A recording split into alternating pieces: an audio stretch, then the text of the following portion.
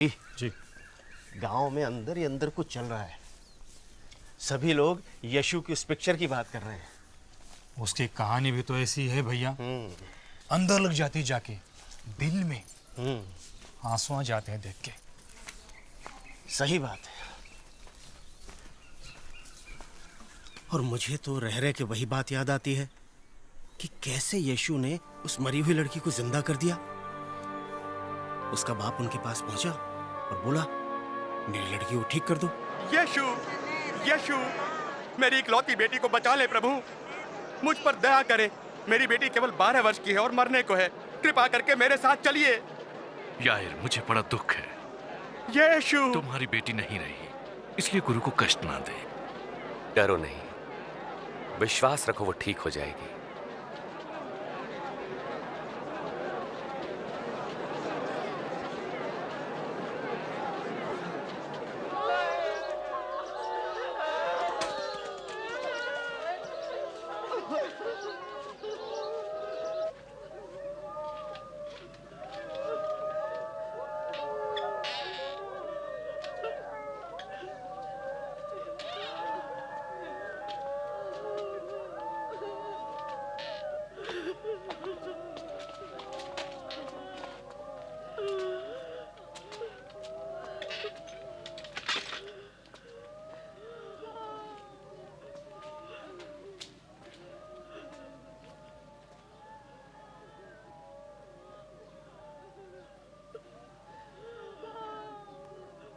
तुम रो मत, वो मरी नहीं है, वो तो बस सो रही है।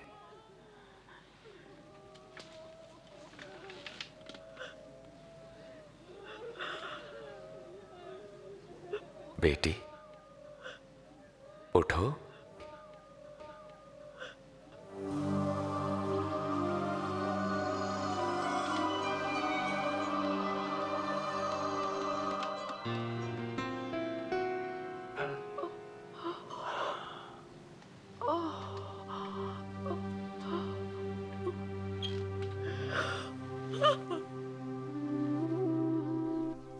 कमाल हो गया। जब यीशु ने उसका हाथ पकड़ा और कहा उठ जा, तो फिर उठ बैठी और चलने फिरने लगी। वो तो महान चमत्कार था। वो तो है ही भैया। ये भी कहते हैं कि यीशु महान आत्मा है, सीधा संबंध है प्रभु से उनका। बिल्कुल, इस बात में तो कोई शक ही नहीं।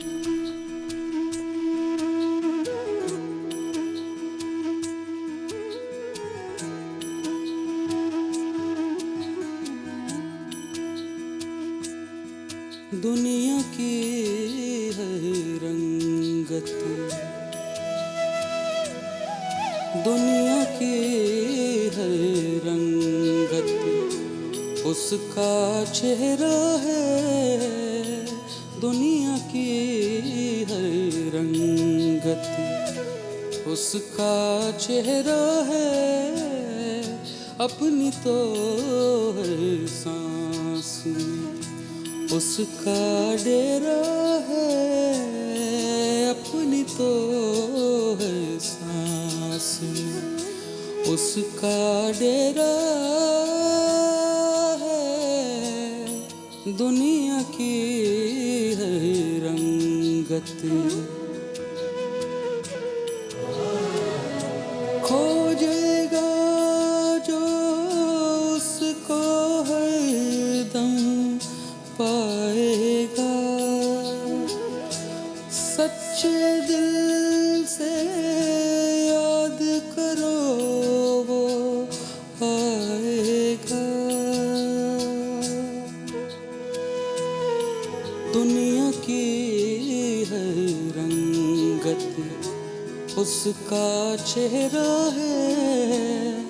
दुनिया की है रंगत।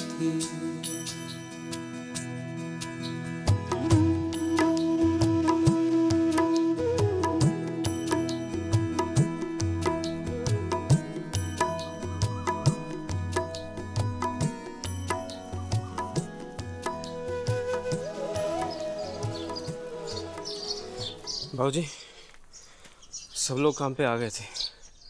झाड़ झंकार हटा के सब कुछ साफ सुफ कर दिया है। खेत तैयार है जुताई के लिए।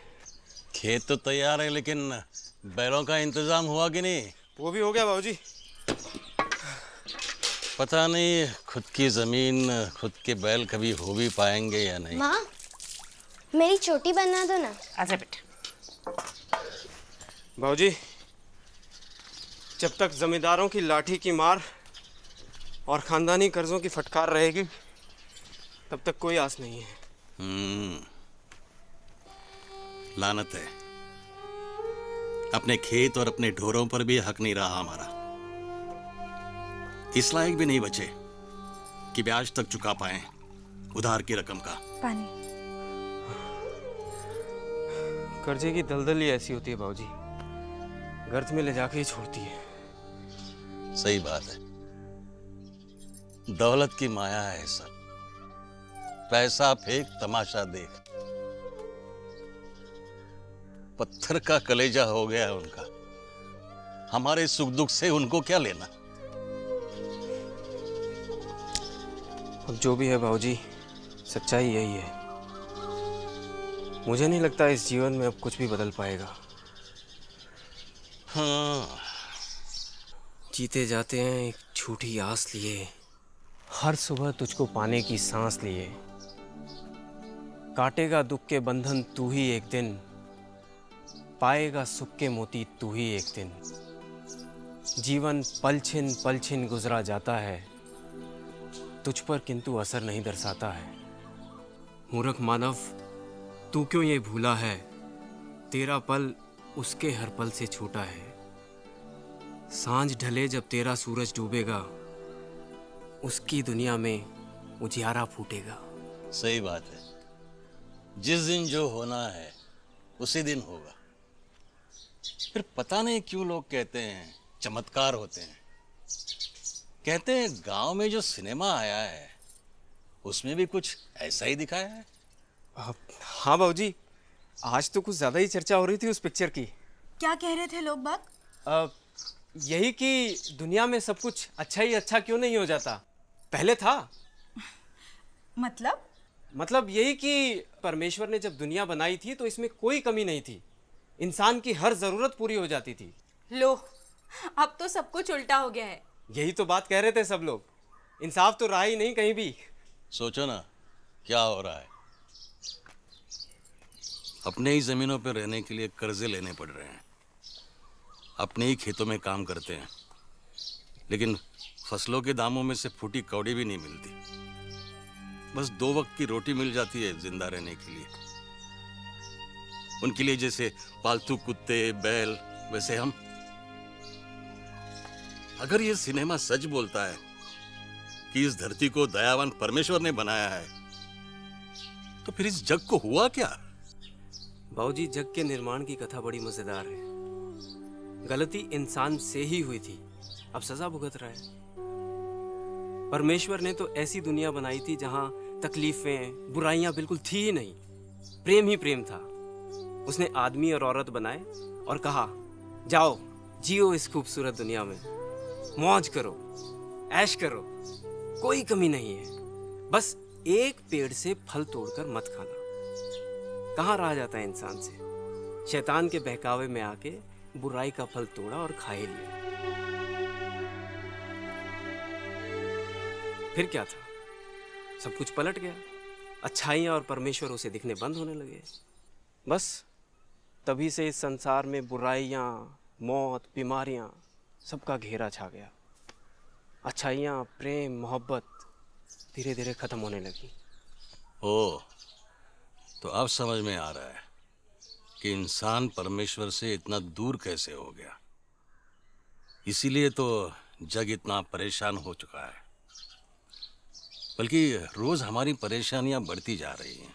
हाँ बाबूजी, ज़्यादा दूर ही क्या जाना, अपनी दुर्दशा को देख लो ना। लेकिन क्या ये ऐसा ही चलता रहेगा? कोई रास्ता, कोई उम्मीद कुछ भी नहीं है? है बाबूजी, है एक ही उम्मीद, और वो है परमेश्वर, जो हमसे सच्चा प्यार करते हैं। इसलिए तो उन्होंने अपने इकलौते बेटे जीसस की बलि दी, ताकि एक बार फिर से वो हमारे साथ नाता जोड़ सके। हाँ, देखा मैंने। मुझे उसका भ्रष्टाचार के खिलाफ गुस्सा याद आ रहा है।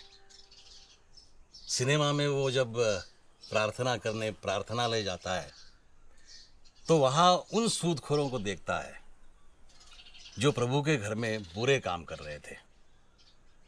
यीशु से यह सब देखकर रहा न गया। उसने उनके मेजों को पलटकर उन्हें वहां से भगा दिया। अंत में उसने ये भी कहा, अन्याय हमारी दुनिया में नहीं हुआ करता था। ये हुई ना बात। बाबूजी, यीशु के पास जब उस बीमार व्यक्ति को लाया गया तो उसने उसे ठीक कर दिया। यीशु बताते हैं कि हमारे परमेश्वर बड़े दयावान हैं।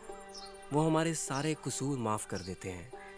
वो जानते हैं कि हम आत्मिकता में अकेले नहीं चल सकते। जब हम परमेश्वर से किसी गलती की माफ़ी मांगते हैं तो वो नाराज़ नहीं होते और ना ही सज़ा देते हैं। परमेश्वर तो यही चाहते हैं कि हम शांति से जिएं और शांति से मरें। मेरे पास आओ और मेरे वचन सुनो, मेरी मानो और तुम जीवन पाओगे। प्रभु को खोजो जब तक वो मिल सके, उन्हें पुकारो जबकि वो पास है। दुष्ट अपनी दुष्टता और अधर्मी अपने बुरे विचार छोड़कर परमेश्वर के पास आए और वे उन पर दया करेंगे और उन्हें पूर्ण क्षमादान देंगे।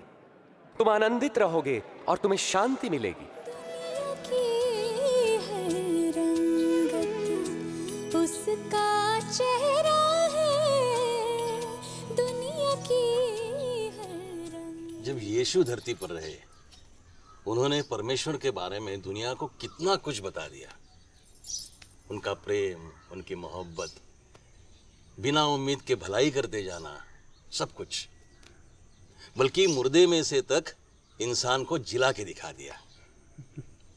अब समझ में आ रहा है, जिसने यीशु को समझ लिया, परमेश्वर को समझ लिया। परमेश्वर ही प्रेम है। ये वो विचार है जो परमेश्वर के बारे में हमारी सोच बदल सकता है। परमेश्वर हमसे सच्चा प्यार करते थे, इसलिए उन्होंने अपने बेटे को हमारे बीच रहने के लिए भेज दिया। उसको जो क्रूज पर कत्ल किया गया था, परमेश्वर को उसकी ज़रूरत नहीं थी, लेकिन उन्होंने ये इसलिए किया कि हमारी आत्माएं न मर जाएं। ज़रा सोचो, कैसे परमेश्वर ने अपने ही बेटे को कुर्बान होने दिया।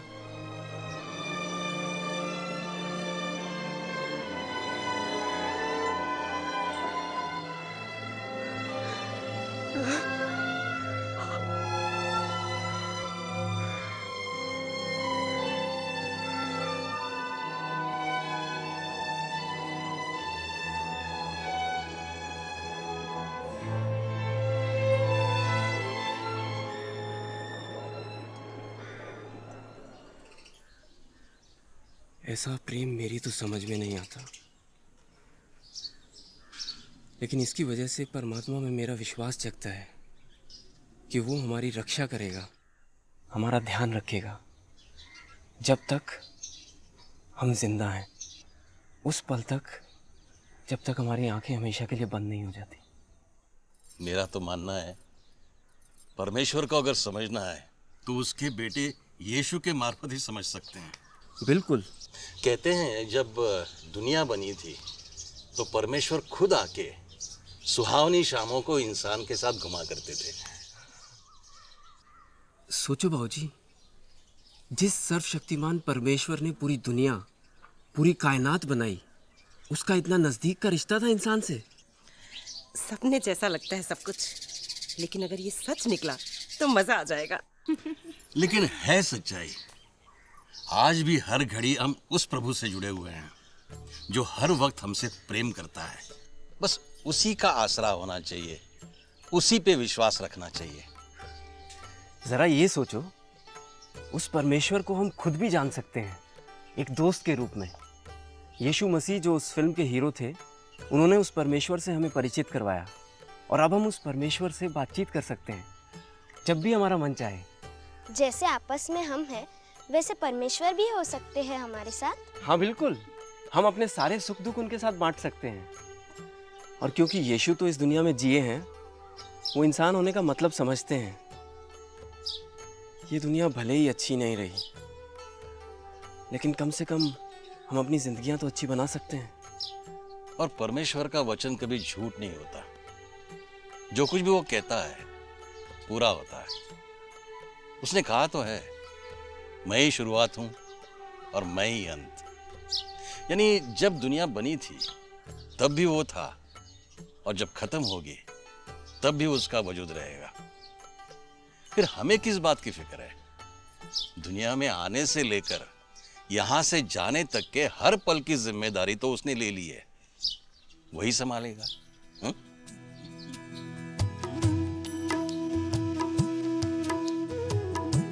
अंत वही शुरुआत वही कहलाता है।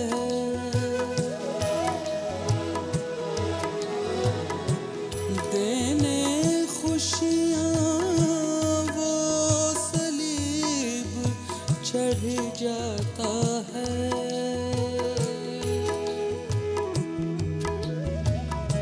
जीवन का हर लेखा उसका, जीवन का हर लेखा उसका न्यारा है। दुनिया की हर रंगत उसका चेहरा